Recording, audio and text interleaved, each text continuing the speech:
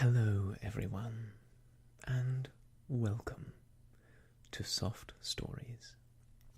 I'm Stratton, and today we are going to be continuing our reading of The Adventures of Sherlock Holmes by Sir Arthur Conan Doyle. This version edited and annotated by Leslie Klinger. Previously we had read through The Adventure of the Blue Carbuncle, in which Holmes and Watson are embroiled in a Christmas mystery. Today we have something a little more sinister and a little more exciting. It's one of my favourite adventures in The Adventures of Sherlock Holmes, and I am so happy to be sharing it with you today. Let's jump right in with Leslie's opening to the adventure of the Speckled Band.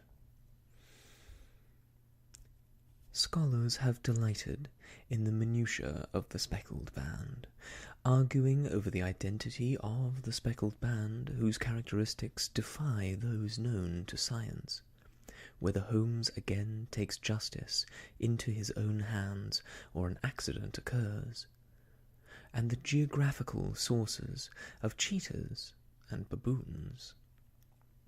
Conan Doyle, knowing a good story when he heard it, turned Watson's tale into a highly successful stage play, perhaps second only to the Red-Headed League in its popularity.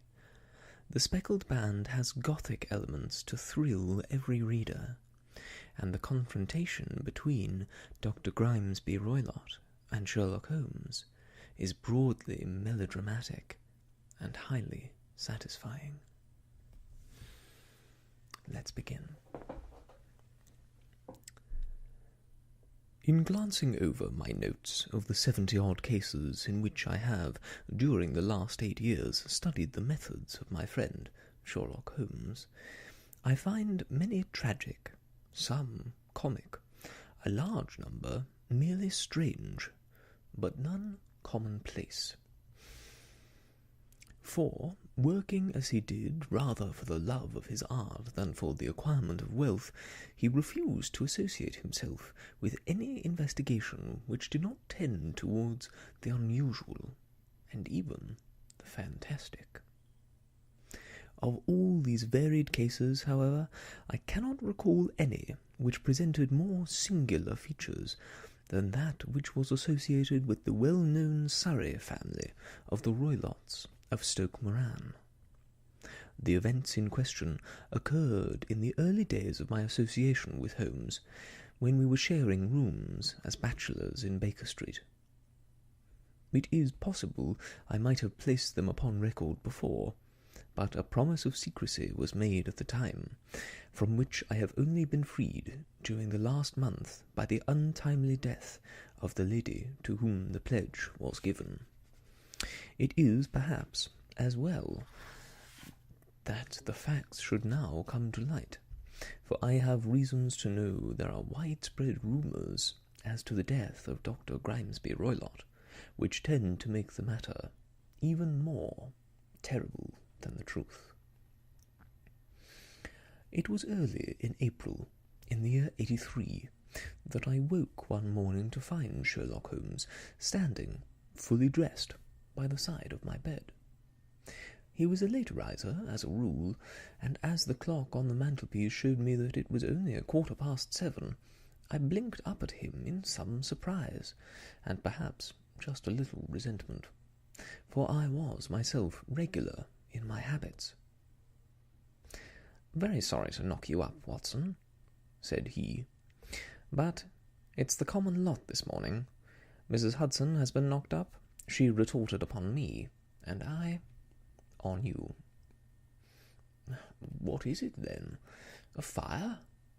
"No, a client. It seems that a young lady has arrived in considerable state of excitement, who insists upon seeing me. She is waiting now in the sitting-room. Now, when young ladies wander about the metropolis at this hour of the morning, and knock sleepy people up out of their beds, I presume that it is something very pressing which they have to communicate. Should it prove to be an interesting case, you would, I am sure, wish to follow it from the outset. I thought, at any rate, that I should call you and give you the chance. My dear fellow, I would not miss it for anything. I had no keener pleasure than in following Holmes in his professional investigations, and in admiring the rapid deductions, as swift as intuitions, and yet always founded on a logical basis, with which he unravelled the problems which were submitted to him. I rapidly threw on my clothes, and was ready in a few minutes to accompany my friend down to the sitting-room. A lady, dressed in black and heavily veiled, who had been sitting in the window, rose as we entered. "Good morning, madam," said Holmes cheerily. "My name is Sherlock Holmes. This is my intimate friend and associate, Dr. Watson, before whom you can speak as freely as before myself. I am glad to see that Mrs. Hudson has had the good sense to light the fire. Pray, draw up to it, and I shall order you a cup of hot coffee, for I observe that you're shivering." "It is not the cold which makes me shiver," said the woman in a low voice, changing her seat as requested. "What, then?" "It is fear, Mr. Holmes.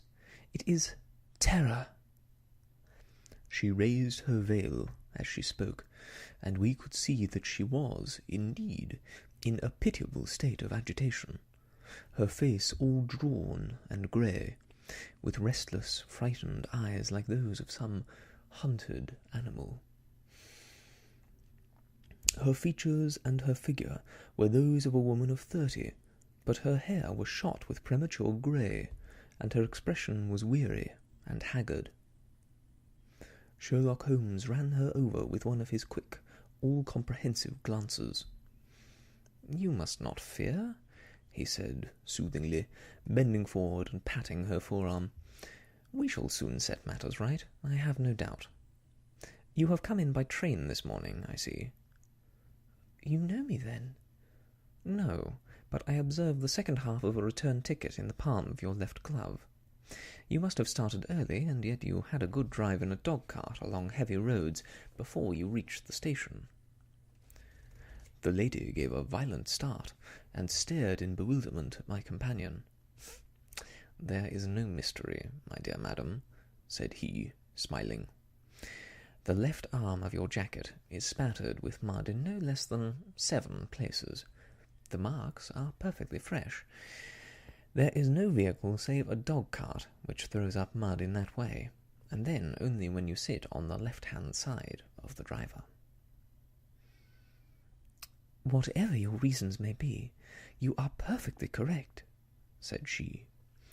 "I started from home before 6, reached Leatherhead at 20 past, and came in by the first train to Waterloo. Sir, I can stand this strain no longer. I shall go mad if it continues. I have no one to turn to. None, save only one who cares for me, and he, poor fellow, can be of little aid. I have heard of you, Mr. Holmes. I have heard of you from Mrs. Farintosh, who you helped in the hour of her sore need. It was from her that I had your address. Oh, sir, do you not think that you could help me too, and at least throw a little light through the dense darkness which surrounds me? At present it is out of my power to reward you for your services, but in a month or 2 I shall be married, with the control of my own income, and then, at least, you shall not find me ungrateful." Holmes turned to his desk, and, unlocking it, drew out a small case-book which he consulted. "Farintosh," said he. Yes, I recall the case. It was concerned with an opal tiara. I think it was before your time, Watson. I can only say, madam, that I shall be happy to devote the same care to your case as I did to that of your friend. As to reward, my profession is its reward. But you are at liberty to defray whatever expenses I may be put to at the time which suits you best. And now I beg that you will lay before us everything that may help us in forming an opinion upon the matter." "Alas," replied our visitor, "the very horror of my situation lies in the fact that my fears are so vague, and my suspicions depend so entirely upon small points, which might seem trivial to another, that even he to whom of all others I have a right to look for help and advice looks upon all that I tell him about it as the fancies of a nervous woman. He does not say so, but I can read it from his soothing answers and averted eyes. But I have heard, Mr. Holmes, that you can see deeply into the manifold wickedness of the human heart. You may advise me how to walk amid the dangers which encompass me." "I am all attention, madam." "My name is Helen Stoner, and I am living with my stepfather, who is the last survivor of one of the oldest Saxon families in England, the Roylotts of Stoke Moran, on the western border of Surrey." Holmes nodded his head. "The name is familiar to me," said he. "The family was at one time among the richest in England, and the estate extended over the borders into Berkshire in the north and Hampshire in the west. In the last century, however, 4 successive heirs were of a dissolute and wasteful disposition, and the family ruin was eventually completed by a gambler in the days of the Regency. Nothing was left save a few acres of ground, and the 200-year-old house, which is itself crushed under a heavy mortgage. The last squire dragged out his existence there, living a horrible life of an aristocratic pauper. But his only son, my stepfather, seeing that he must adapt himself to the new conditions, obtained an advance from a relative which enabled him to take a medical degree, and went out to Calcutta, where, by his professional skill and his force of character, he established a large practice. In a fit of anger, however, caused by some robberies which had been perpetrated in the house, he beat his native butler to death, and narrowly escaped a capital sentence. As it was, he suffered a long term of imprisonment, and afterwards returned to England, a morose and disappointed man. When Dr. Roylott was in India, he married my mother, Mrs. Stoner, the young widow of Major General Stoner of the Bengal Artillery. My sister Julia and I were twins, and we were only 2 years old at the time of my mother's remarriage.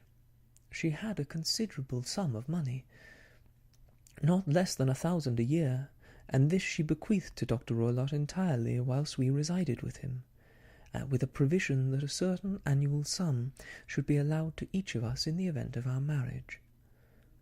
Shortly after our return to England, my mother died. She was killed 8 years ago in a railway accident near Crewe.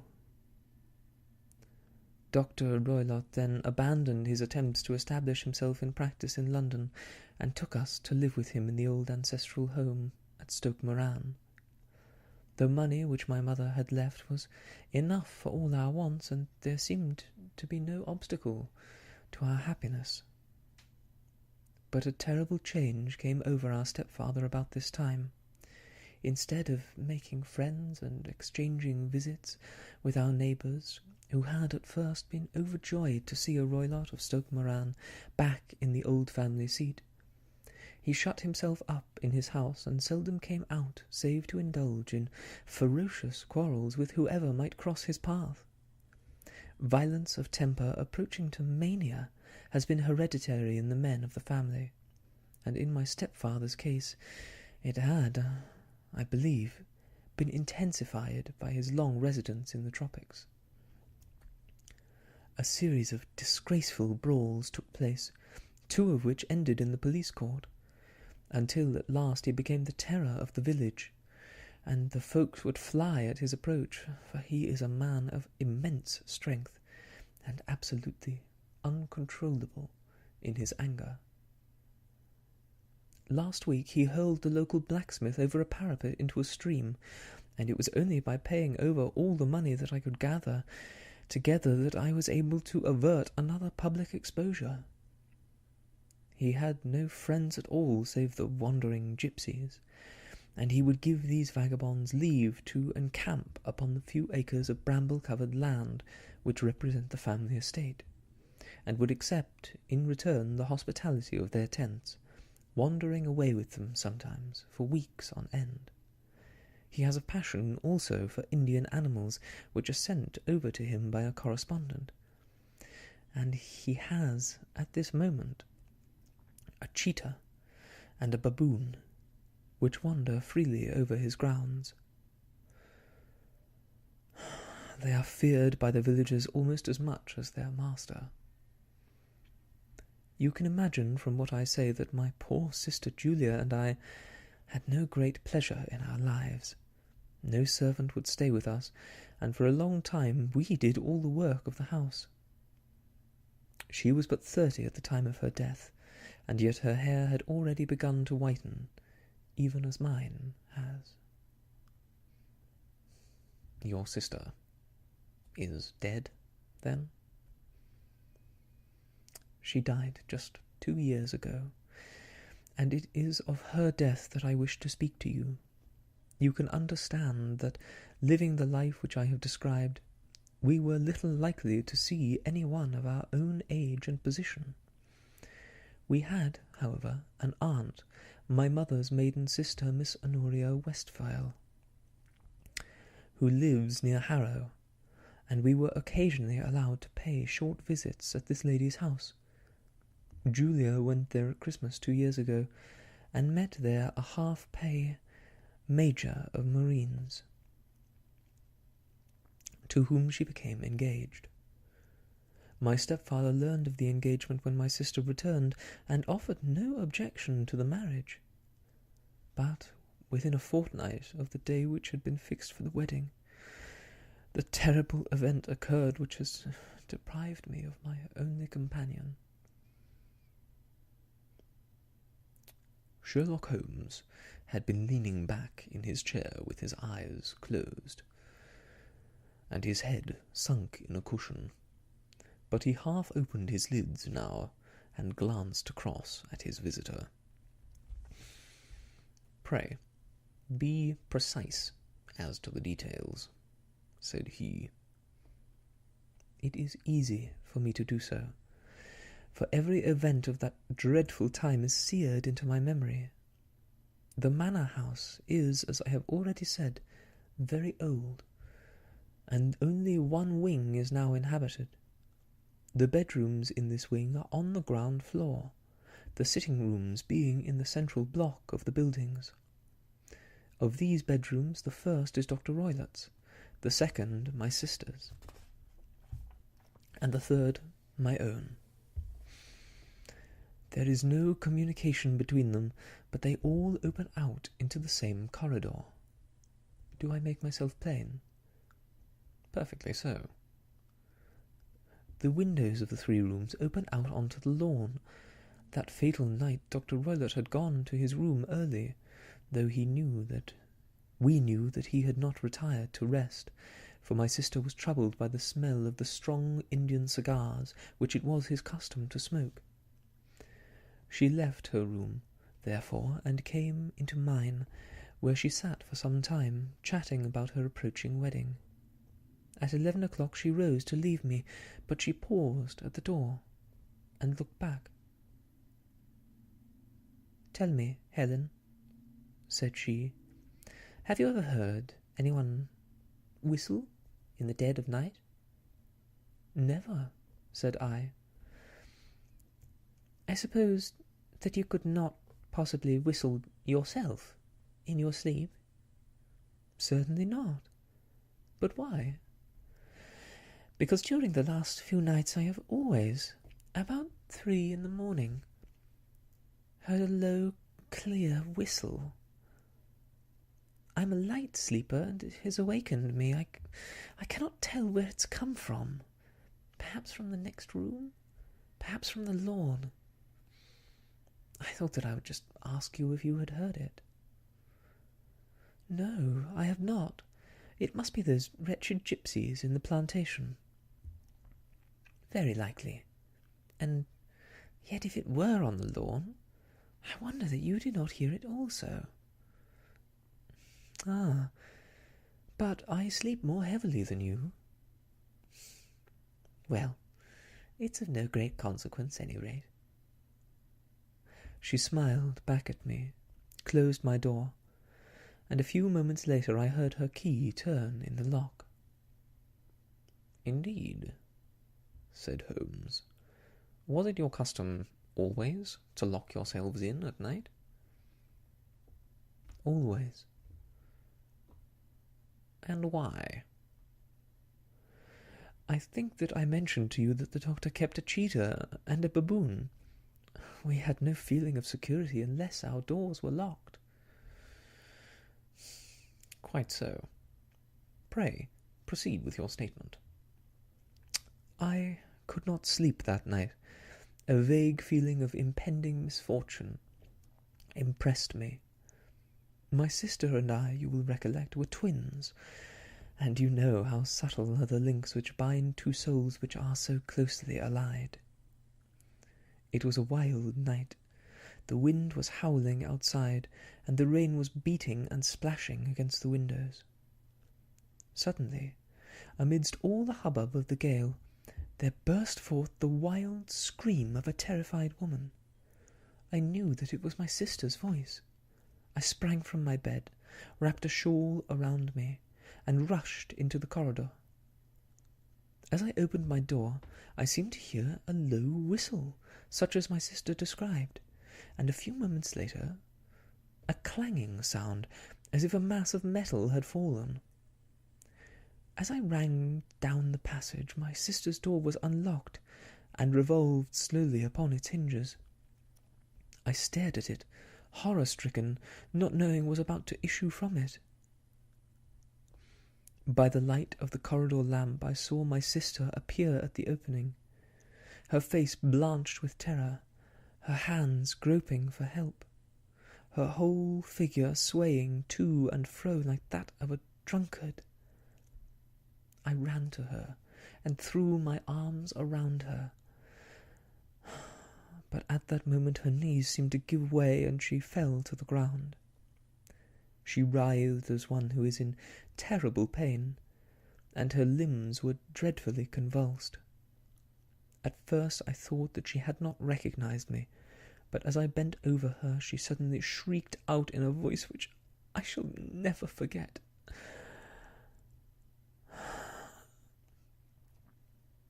"Oh my God, Helen! It was the band, the speckled band!" There was something else which she would fain have said, and she stabbed with her finger into the air in the direction of the doctor's room, but a fresh convulsion seized her and choked her words. I rushed out, calling loudly for my stepfather, and I met him hastening from his room in his dressing-gown. When he reached my sister's side, she was unconscious, and though he poured brandy down her throat and sent for medical aid from the village, all efforts were in vain, for she slowly sank and died without having recovered her consciousness. Such was the dreadful end of my beloved sister.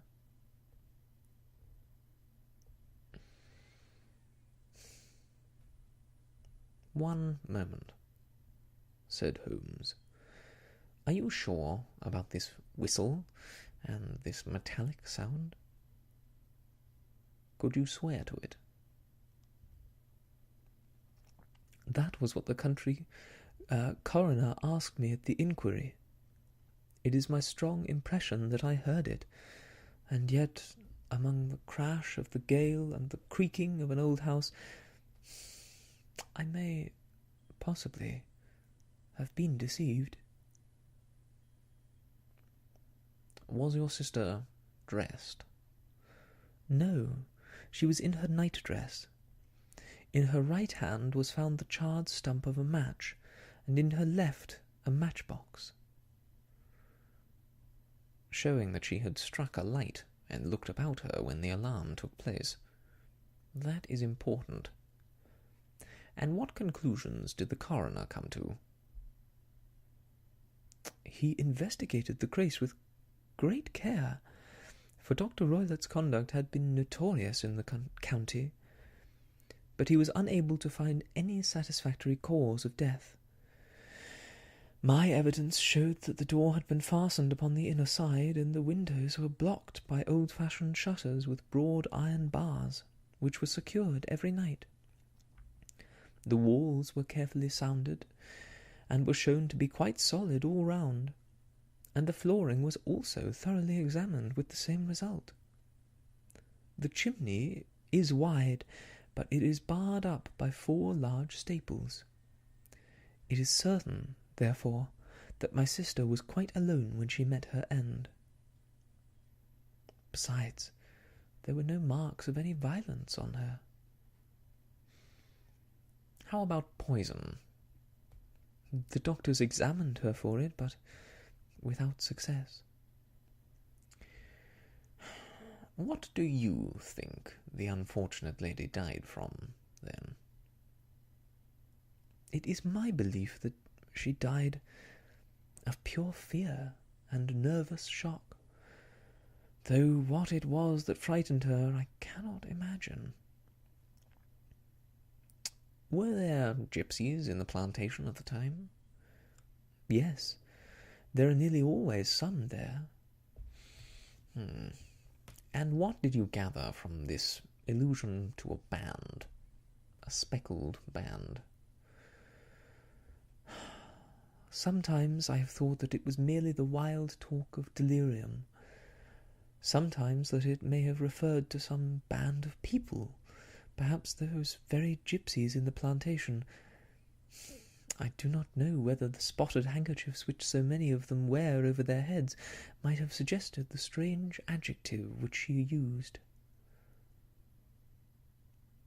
Holmes shook his head, like a man who is far from being satisfied. These are very deep waters, said he. Pray, go on with your narrative. 2 years have passed since then, and my life has been, until lately, lonelier than ever. A month ago, however, a dear friend whom I have known for many years has done me the honour to ask my hand in marriage. His name is Armitage, Percy Armitage, the second son of Mr. Armitage of Crane Water near Reading. My stepfather has offered no opposition to the match, and we are to be married in the course of the spring. 2 days ago some repairs were started in the west wing of the building, and my bedroom wall has been pierced, so that I have had to move into the chamber in which my sister died, and to sleep in the very bed in which she slept. Imagine, then, my thrill of terror when last night, as I lay awake thinking over her terrible fate, I suddenly heard in the silence of the night the low whistle which had been the herald of her own death. I sprang up and lit the lamp, but nothing was to be seen in the room. I was too shaken to go to bed again, however, so I dressed, and as soon as it was daylight I slipped down, got a dog-cart at the Crown Inn which is opposite, and drove to Leatherhead, from whence I have come on this morning, with the one object of seeing you, and asking your advice. You have done wisely, said my friend, but have you told me all? Yes, all. Miss Roylott, you have not. You are screening your stepfather, Why? What do you mean? For answer, Holmes pushed back the frill of black lace which fringed the hand that lay upon our visitor's knee. 5 little livid spots, the marks of 4 fingers and a thumb, were printed upon the white wrist. "You have been cruelly used," said Holmes. The lady coloured deeply and covered over her injured wrist. "He is a hard man," she said, "and perhaps he hardly knows his strength." There was a long silence, during which Holmes leaned his chin upon his hands and stared into the crackling fire. "This is a very deep business," he said at last. "There are 1,000 details which I should desire to know before I decide upon our course of action. Yet we have not a moment to lose.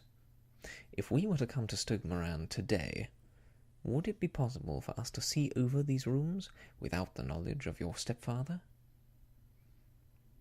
"As it happens, he spoke of coming into town today upon some most important business. It is probable that he will be away all day, and that there would be nothing to disturb you.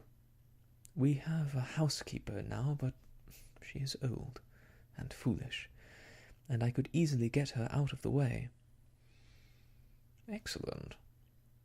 You're not adverse to this trip, Watson?" "By no means." "Then we shall both come.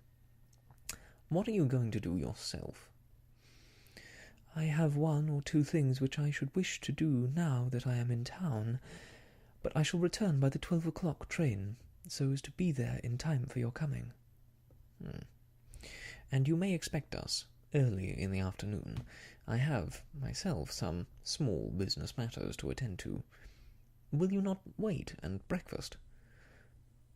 "No, I must go. My heart is lightened already since I have confided my trouble to you.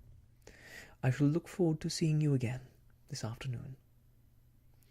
She dropped her thick black veil over her face and glided out of the room. "And what do you think of it all, Watson?" asked Sherlock Holmes, leaning back in his chair. "It seems to me a most dark and sinister business." "Dark enough, and sinister enough." "Yet, if the lady is correct in saying that the flooring and walls are sound, and that the door, window, and chimney are impassable, then her sister must have undoubtedly been alone when she met her mysterious end. What becomes, then, of these nocturnal whistles, and what of the very peculiar words of the dying woman? I cannot think. When you combine the ideas of whistles at night, the presence of a band of gypsies who are on intimate terms with this old doctor, the fact that we have every reason to believe that the doctor has an interest in preventing his stepdaughter's marriage, the dying allusion to a band, and, finally, the fact that Miss Helen Stoner heard a metallic clang, which might have been caused by one of those metal bars which secured the shutters falling back into its place, I think that there is good ground to think that the mystery may be cleared along those lines." "But what, then, did the gypsies do?" "I cannot imagine." "I see many objections to any such theory." "And so do I. It is precisely for that reason that we are going to Stoke Moran this day. I want to see whether the objections are fatal, or whether they might be explained away." "But what, in the name of the devil?" "The ejaculation had been drawn from my companion by the fact that our door had been suddenly dashed open, and that a huge man framed himself in the aperture. His costume was a peculiar mixture of the professional and of the agricultural, having a black top hat, a long frock coat, and a pair of high gaiters with a hunting crop swinging in his hand. So tall was he that his hat actually brushed the crossbar of the doorway, and his breadth seemed to span it across from side to side. A large face, seared with 1,000 wrinkles, burned yellow with the sun, and marked with every evil passion, was turned from one to the other of us, while his deep-set, bile-shot eyes and his high, thin, fleshless nose gave him somewhat the resemblance to a fiery old bird of prey. "Which of you is Holmes?" asked this apparition. "My name, sir, but you have the advantage of me," said my companion, quietly. "I am Dr. Grimsby Roylott, of Stoke Moran." "Indeed, doctor," said Holmes blandly. "Pray, take a seat." "I will do nothing of the kind. My stepdaughter has been here. I have traced her. What has she been saying to you?" "It is a little cold for the time of the year," said Holmes. "What has she been saying to you?" screamed the old man furiously. "But I have heard that the crocuses promise well," continued my companion imperturbably. "Ha! You put me off, do you?" said our new visitor, taking a step forward and shaking his hunting crop. "I know you, you scoundrel. I have heard of you before. You are Holmes the meddler." My friend smiled. "Holmes the busybody." His smile broadened. "Holmes the Scotland Yard jack-in-office." Holmes chuckled heartily. "Your conversation is most entertaining," said he. "When you go out, close the door, for there is a decided draught." "I will go when I have had my say. Don't you dare to meddle with my affairs. I know that Miss Stoner has been here. I traced her. I am a dangerous man to fall foul of. See here." He stepped swiftly forward, seized the poker, and bent it into a curve with his huge brown hands. "See that you keep yourself out of my grip," he snarled, and hurling the twisted poker into the fireplace, he strode out of the room. "He seems a very amiable person," said Holmes, laughing. "I am not quite so bulky, but if he had remained, I might have shown him that my grip was not much more feeble than his own." As he spoke, he picked up the steel poker, and with a sudden effort, straightened it out again. "Fancy his having the insolence to confound me with the official detective force. This incident gives zest to our investigation, however, and I trust that our little friend will not suffer from her imprudence in allowing this brute to trace her. And now, Watson, we shall order breakfast, and afterwards I shall walk down to Doctors' Commons, where I hope to get some data which may help us in this matter." It was nearly 1 o'clock when Sherlock Holmes returned from his excursion. He held in his hand a sheet of blue paper scrawled over with notes and figures. "I have seen the will of the deceased wife," said he. "To determine its exact meaning, I have been obliged to work out the present prices of the investments with which it is concerned.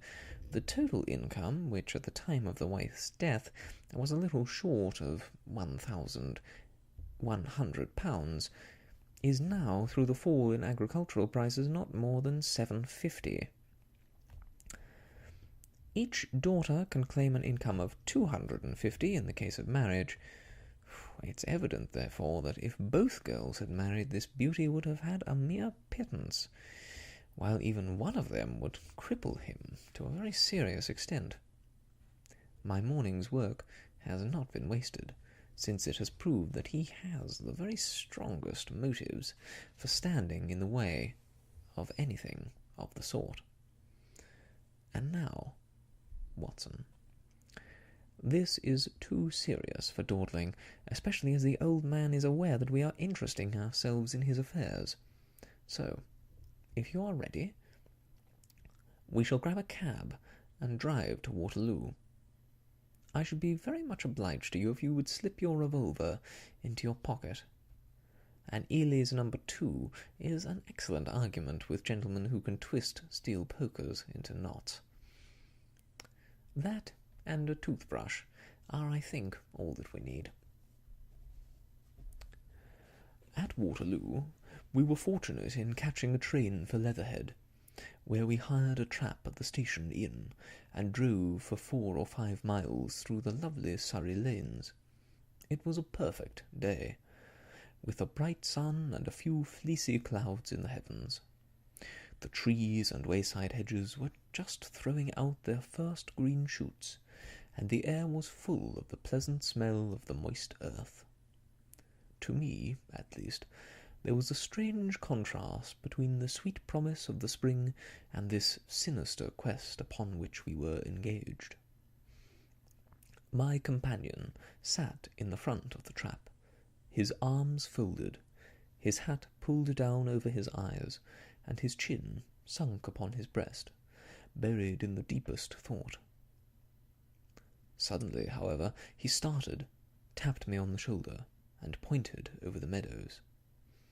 "Look, there," said he.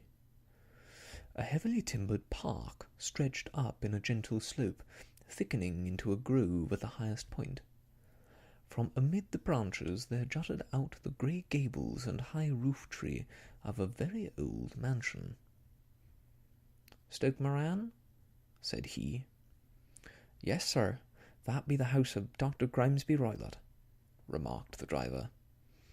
"There's some building going on there," said Holmes.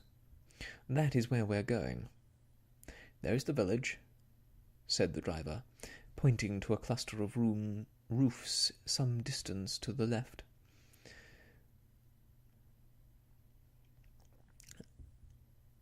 "But if you want to get to the house, you'd find it shorter to get over this stile, and so by the footpath over the fields.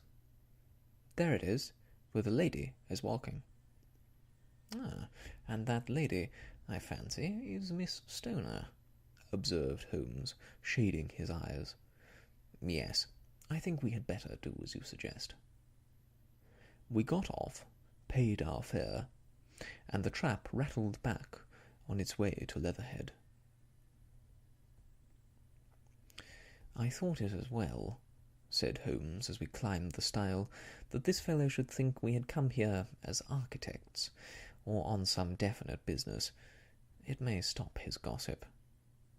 Good afternoon, Miss Stoner. You see that we have been as good as our word." Our client of the morning had hurried forward to meet us with a face which spoke her joy. "I have been waiting so eagerly for you," she cried, shaking hands with us warmly. "All has turned out splendidly. Dr. Roylott has gone to town, and it is unlikely that he will be back before evening." "We have had the pleasure of making the doctor's acquaintance," said Holmes, and in a few words he sketched out what had occurred. Miss Stoner turned white to the lips as she listened. "Good heavens!" she cried. "He has followed me, then?" "So it appears." "He is so cunning that I never know when I am safe from him. What will he say when he returns?" "He must guard himself, for he may find that there is someone more cunning than himself upon his track. You must lock yourself up from him tonight. If he is violent, we shall take you away to your aunt's at Harrow. Now we must make the best use of our time. So, Kindly take us at once to the rooms which we are to examine."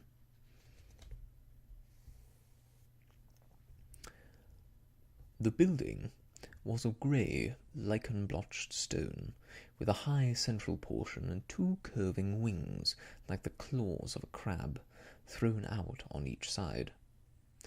In one of these wings the windows were broken and blocked with wooden boards, while the roof was partly caved in, a picture of ruin. The central portion was in little better repair, but the right-hand block was comparatively modern, and the blinds in the windows, with the blue smoke curling up from the chimneys, showed that this was where the family resided. Some scaffolding had been erected against the end wall, and the stonework had been broken into, but there were no signs of any workmen at the moment of our visit. Holmes walked slowly up and down the ill-trimmed lawn, and examined with deep attention the outsides of the windows. "This, I take it, belongs to the room in which you used to sleep, the centre one to your sister's, and the one next to the main building to Dr. Roylott's chamber." "Exactly so, but I am now sleeping in the middle one." "Pending the alterations, I understand. By the way, there does not seem to be any very pressing need for repairs at the end wall." "There were none. I believe that it was an excuse to move me from my room." "Ah, that is suggestive. Now, on the other side of this narrow wing runs the corridor from which these three rooms open. There are windows in it, of course?" "Yes, but very small ones, too narrow for anyone to pass through." "As you both locked your doors at night, your rooms were unapproachable from that side. Now, would you have the kindness to go to your room and bar your shutters?" Miss Stoner did so, and Holmes, after a careful examination through the open window, endeavoured in every way to force the shutter open, but without success. There was no slit through which a knife could be passed to raise the bar. Then, with his lens, he tested the hinges, but they were of solid iron, built firmly into the massive masonry. Said he, scratching his chin in some perplexity. "My theory certainly presents some difficulties.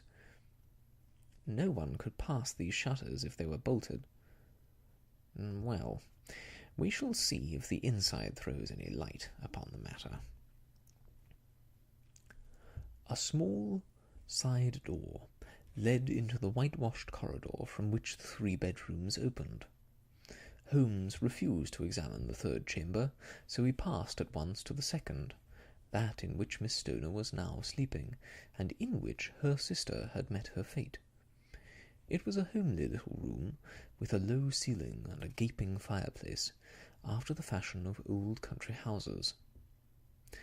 A brown chest of drawers stood in one corner, a narrow white counterpaned bed in another, and a dressing-table on the left-hand side of the window.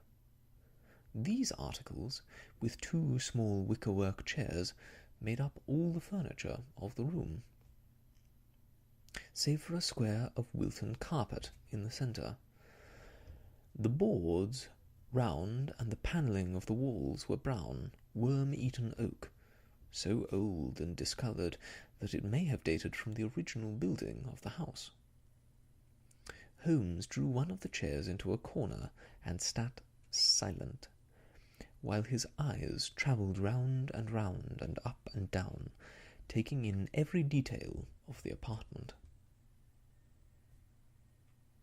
"Where does that bell communicate with?" he asked at last, pointing to a thick bell-rope which hung down beside the bed, the tassel actually lying upon the pillow. "It goes to the housekeeper's room." "It looks newer than the other things." "Yes, it was only put there a couple of years ago." "Your sister asked for it, I suppose?" "No, I have never heard of her using it. We used always to get what we wanted for ourselves." "Indeed. It seems unnecessary to put so nice a bell-pull there. You will excuse me for a few minutes while I satisfy myself as to this floor."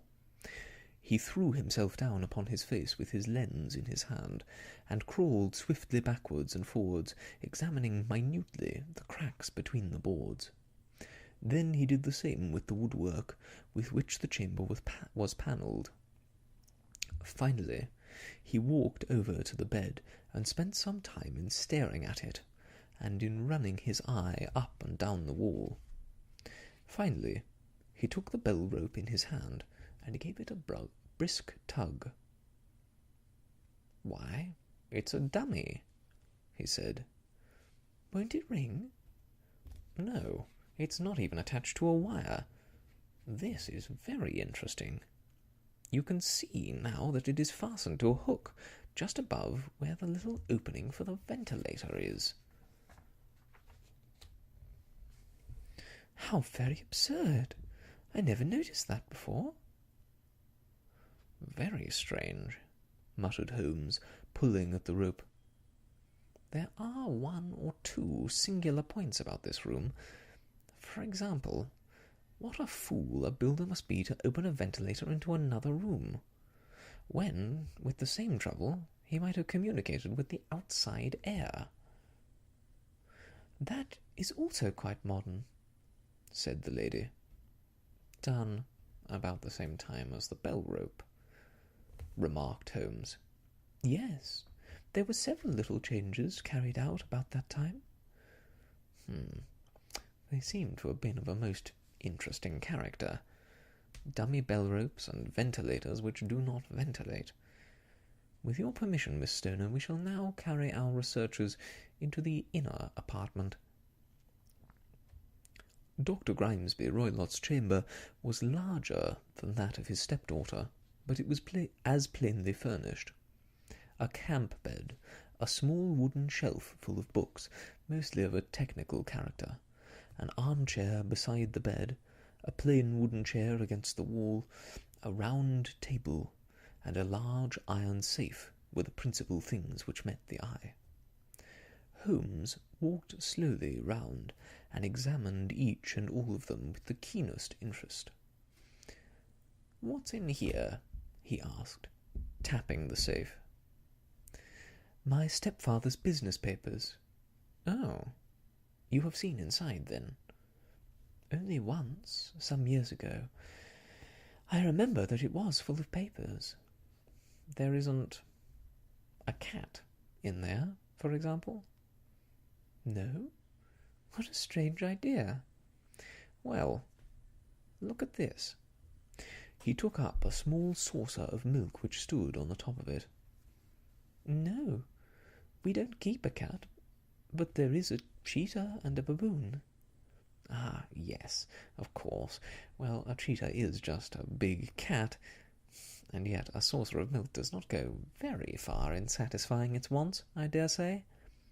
There is one point which I should wish to determine." He squatted down in front of the wooden chair and examined the seat of it with the greatest attention. "Thank you, that is quite settled," said he, rising and putting the lens in his pocket. "Hello, there is something interesting." The object which had caught his eye was a small dog lash hung on one corner of the bed. The lash, however, was curled upon itself and tied so as to make a loop of whipcord. "What do you make of that, Watson?" "It's a common enough lash, but I don't know why it should be tied." "That is not quite so common, is it? Ah me, it's a wicked world, and when a clever man turns his brains to crime, it is the worst of all. I think that I have seen enough now, Miss Stoner, and with your permission we shall walk out upon the lawn." I had never seen my friend's face so grim, or his brow so dark, as it was when we turned from the scene of this investigation. We had walked several times up and down the lawn, neither Miss Stoner nor myself liking to break in upon his thoughts before he roused himself from his reverie. "It is very essential, Miss Stoner," said he, "that you should absolutely follow my advice in every aspect." "I shall most certainly do so." "The matter is too serious for any hesitation. Your life may depend upon your compliance." "I assure you that I am in your hands." "In the first place, both my friend and I must spend the night in your room." Both Miss Stoner and I gazed at him in astonishment. "Yes, it must be so. Let me explain. I believe that is the village inn, over there." "Yes, that is the Crown." "Very good. Your windows would be visible from there?" "Certainly." "You must confine yourself to your room, on pretence of a headache, when your stepfather comes back. Then, when you hear him retire for the night, you must open the shutters of your window, undo the hasp, put your lamp there as a signal to us, and then withdraw, with everything which you are likely to want, into the room which you used to occupy. I have no doubt that, in spite of the repairs, you could manage there for one night?" "Oh, yes, easily." "The rest you will leave in our hands." "But what will you do?" "We shall spend the night in your room, and we shall investigate the cause of this noise which has disturbed you." "I believe, Mr. Holmes, that you have already made up your mind," said Miss Stoner, laying her hand upon my companion's sleeve. "Perhaps I have." "Then, for pity's sake, tell me what was the cause of my sister's death." "I should prefer to have clearer proofs before I speak." "You can at least tell me whether my own thought is correct, and if she died from some sudden fright." "No, I do not think so. I think that there was probably some more tangible cause. And now, Miss Stoner, we must leave you, for if Dr. Roylott returned and saw us, our journey would be in vain. Goodbye, and be brave. For if you will do what I have told you, you may rest assured that we shall soon drive away the dangers that threaten you." Sherlock Holmes and I had no difficulty in engaging a bedroom and sitting-room at the Crown Inn. They were on the upper floor, and from our window we could command a view of the avenue gate and of the inhabited wing of Stoke Moran Manor House. At dusk we saw Dr. Grimesby Roylott drive past, his huge form looming up beside the little figure of the lad who drove him. The boy had some difficulty in undoing the heavy iron gates, and we heard the hoarse roar of the doctor's voice, and saw the fury with which he shook his clenched fists at him. The trap drove on, and a few minutes later we saw a sudden light spring up among the trees, as the lamp was lit in one of the sitting-rooms. "Do you know, Watson," said Holmes, as we sat together in the gathering darkness, "I really have some scruples as to taking you tonight. There is a distinct element of danger." "Can I be of assistance?" "Your presence might be invaluable." "Then I shall certainly come." "It's very kind of you." "You speak of danger. You've evidently seen more in these rooms than was visible to me." "No, but I fancy that I might have deduced a little more. I imagine that you saw all that I did." "I saw nothing remarkable save the bell-rope, and what purpose that could answer, I confess, is more than I can imagine." "You saw the ventilator, too?" "Yes, but I do not think that is such a very unusual thing to have a small opening between two rooms." It was so small that a rat could hardly have passed through. I knew that we should find a ventilator before ever we came to Stoke Moran. My dear Holmes. Oh, yes, I did. You remember in her statement that she said her sister could smell Dr. Roylott's cigar. Now, of course, that suggests at once that there must be a communication between the two rooms. It could only be a small one, or it would have been remarked upon at the coroner's inquiry. I deduced a ventilator. But what harm can there be in that? Well, there is at least a curious coincidence of dates. A ventilator is made, a cord is hung, and a lady who sleeps in the bed dies. Does that not strike you? I cannot, as yet, see any connection. Did you observe anything very peculiar about that bed? No. It was clamped to the floor. Did you ever see a bed fastened like that before? I cannot say that I have. The lady could not move her bed. It must always be in the same relative position to the ventilator and to the rope. Or so we may call it, since it was very clearly never meant for a bell pull. Holmes, I cried, I seem to see dimly what you're hinting at. We are only just in time to prevent some subtle and horrible crime. Subtle enough, and horrible enough. When a doctor does go wrong, he is the first of criminals. He has the nerve, and he has the knowledge. Palmer and Pritchard were among the heads of their profession. This man strikes even deeper, but I think, Watson, that we shall be able to strike deeper still. But we shall have horrors enough before the night is over. For goodness' sake, let us have a quiet pipe, and turn our minds for a few hours to something more cheerful. About 9 o'clock, the light among the trees was extinguished, and all was dark in the direction of the manor house. 2 hours passed slowly away, and then, suddenly, just at the stroke of 11, a single bright light shone out right in front of us. "That is our signal," said Holmes, springing to his feet.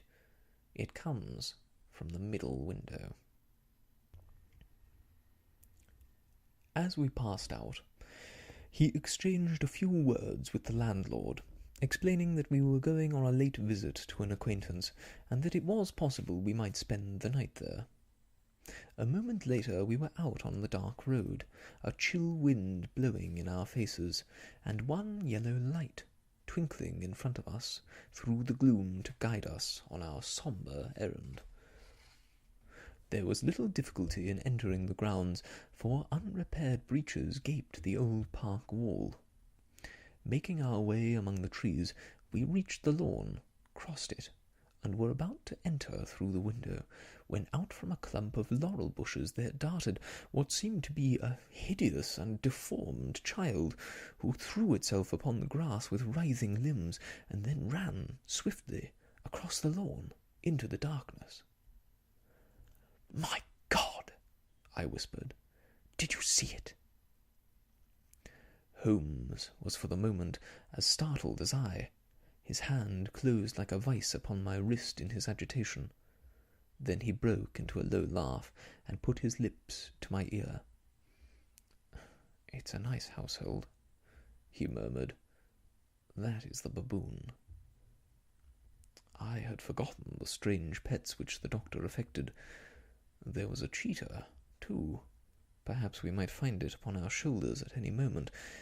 I confess that I felt easier in my mind when, after following Holmes's example and slipping off my shoes, I found myself inside the bedroom. My companion noiselessly closed the shutters, moved the lamp onto the table, and cast his eyes round the room. All was as we had seen it in the daytime. Then, creeping up to me and making a trumpet of his hand, he whispered into my ear again, so gently that it was all I could do to distinguish the words. "The least sound would be fatal to our plans." I nodded to show that I had heard. "We must sit without a light. He would see it through the ventilator." I nodded again. "Do not go asleep. Your very life may depend upon it. Have your pistol ready in case we should need it. I will sit on the side of the bed, and you in that chair." I took my revolver and laid it on the corner of the table. Holmes had brought up a long, thin cane, and this he placed upon the bed beside him. By it he laid the box of matches and the stump of a candle. Then he turned down the lamp, and we were left in darkness. I shall never forget that dreadful vigil. I could not hear a sound, not even the drawing of a breath, and yet I knew that my companion sat, open-eyed, within a few feet of me, in the same state of nervous tension in which I was myself. The shutters cut off the least ray of light, and we waited in absolute darkness. From outside came the occasional cry of a night-bird, and once at our very window a long-drawn, cat-like whine, which told us that the cheetah was indeed at liberty. Far away we could hear the deep tones of a parish clock, which boomed out every quarter of an hour. How long they seemed, those quarters! 12 struck, and 1, and 2, and 3, and still we sat, waiting, silently, for whatever might befall. Suddenly there was a momentary gleam of light up in the direction of the ventilator, which vanished immediately. It was succeeded by a strong smell of burning oil and heated metal. Someone in the next room had lit a dark lantern. I heard a gentle sound of movement, and then all was silent once more, though the smell grew stronger. For half an hour I sat with straining ears. Then, suddenly, another sound became audible. A very gentle, soothing sound, like that of a small jet of steam escaping continually from a kettle. The instant that we heard it, Holmes sprang from the bed, struck a match, and lashed furiously with his cane at the bell-pull. "You see it, Watson?" he yelled. "You see it?" But I saw nothing. At the moment when Holmes struck the light, I heard a low, clear whistle, but the sudden glare flashing into my weary eyes made it impossible for me to tell what it was which my friend lashed so savagely at. I could, however, see that his face was deadly pale and filled with horror and loathing. He had ceased to strike, and was gazing up at the ventilator, when suddenly there broke from the silence of the night the most horrible cry to which I have ever listened. It swelled up louder and louder, a hoarse yell of pain and fear and anger all mingled in the one dreadful shriek. They say that away down in the village, and even in the distant parsonage, that cry raised the sleepers from their beds. It struck cold to our hearts, and I stood, gazing at Holmes, and he at me, until the last echoes of it had died away into the silence from which it rose. "What can it mean?" I gasped. "It means that it is all over," Holmes answered. "And perhaps, after all, It is for the best. Take your pistol, and we shall enter Dr. Roylott's room." With a grave face, he lit the lamp and led the way down the corridor. Twice he struck at the chamber door without any reply from within. Then he turned the handle and entered, I at his heels, with the cocked pistol in my hand. It was a singular sight which met our eyes. On the table stood a dark lantern with the shutter half open, throwing a brilliant beam of light upon the iron safe, the door of which was ajar. Beside this table, on the wooden chair, sat Dr. Grimesby Roylott, clad in a long grey dressing-gown, his bare ankles protruding beneath, and his feet thrust into red, heelless Turkish slippers. Across his lap lay the short stock with the long lash which we had noticed during the day. His chin was cocked upwards, and his eyes were fixed in a dreadful rigid stare at the corner of the ceiling. Round his brow he had a peculiar yellow band, with brownish speckles, which seemed to be bound tightly round his head. As we entered, he made neither a sound nor a motion. "The band! The speckled band!" whispered Holmes. I took a step forward. In an instant his strange headgear began to move, and there reared itself from among his hair the squat, diamond-shaped head and puffed neck of a loathsome serpent. "It's a swamp adder," cried Holmes, "the deadliest snake in India. He has died within 10 seconds of being bitten. Violence does, in truth, recoil upon the violent, and the schemer falls into the pit which he digs for another. Let us thrust this creature back into its den, and we can then remove Miss Stoner to some place of shelter, and let the county police know what has happened." As he spoke, he drew the dog-whip swiftly from the dead man's lap, and throwing the noose round the serpent's neck, he drew it from its horrid perch, and carrying it at arm's length, threw it into the iron safe, which he closed upon it. Such are the true facts of the death of Dr. Grimesby Roylott of Stoke Moran. It is not necessary that I should prolong a narrative which has already run too great a length, by telling how we broke the sad news to the terrified girl, how we conveyed her by the morning train to the care of her good aunt at Harrow, how the slow process of official inquiry came to the conclusion that the doctor met his fate while indiscreetly playing with a dangerous pet. The little which I had yet to learn of the case was told me by Sherlock Holmes as we travelled back the next day. "I had," said he, "come to an entirely erroneous conclusion, which shows, my dear Watson, how dangerous it always is to reason from insufficient data. The presence of the gipsies and the use of the word band, which was used by the poor girl, no doubt to explain the appearance which she had caught a hurried glimpse of by the light of her match, were sufficient to put me upon an entirely wrong scent. I can only claim the merit that I instantly reconsidered my position, when, however, it became clear to me that whatever danger threatened an occupant of the room could not come either from the window or the door. My attention was speedily drawn, as I have already remarked to you, to this ventilator, and to the bell-rope which hung down to the bed.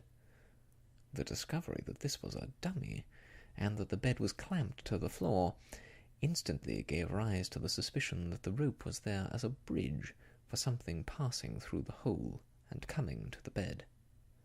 The idea of a snake instantly occurred to me, and when I coupled it with my knowledge that the doctor was furnished with a supply of creatures from India, I felt that I was probably on the right track. The idea of using a form of poison which could not possibly be discovered by any chemical test was just such a one as would occur to a clever and ruthless man who had an Eastern training. The rapidity with which such a poison would take effect would also, from his point of view, be an advantage. It would be a sharp-eyed coroner indeed who could distinguish the two little dark punctures which would show where the poison fangs had done their work. When I thought of the whistle, of course, he must recall the snake before the morning light revealed it to the victim. He had trained it, probably by the use of the milk which we saw, to return to him when summoned. He would put it through this ventilator at the hour that he thought best, with the certainty that it would crawl down the rope and land on the bed. It might, or might not, bite the occupant. Perhaps she might escape every night for a week. But sooner or later she must fall victim. I had come to these conclusions before ever I had entered his room. An inspection of his chair showed me that he had been in the habit of standing on it, which of course would be necessary in order that he should reach the ventilator. The sight of the safe, the saucer of milk, and the loop of whipcord were enough to finally dispel any doubts which may have remained. The metallic clang heard by Miss Stoner was obviously caused by her stepfather hastily closing the door of his safe upon its terrible occupant. Having once made up my mind, you know the steps which I took in order to put the matter to the proof. I heard the creature hiss, as I have no doubt that you did also, and I instantly lit the light and attacked it, with the result of driving it through the ventilator, and also with the result of causing it to turn upon its master at the other side. Some of the blows of my cane came home, and roused its snakish temper, so that it flew upon the first person it saw. In this way I am, no doubt, indirectly responsible for Dr. Grimesby Roylott's death, and I cannot say that it is likely to weigh very heavily on my conscience.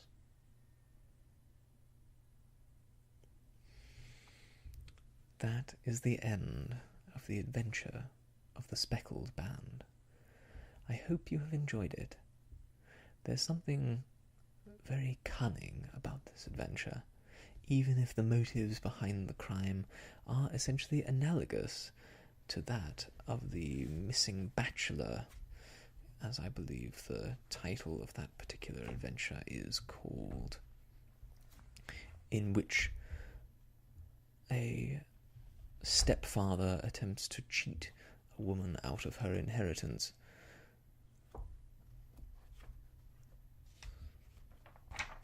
Sorry, A Case of Identity is the name of that one, where the stepfather forces the girl to promise to a false identity that she will be loyal to him forever.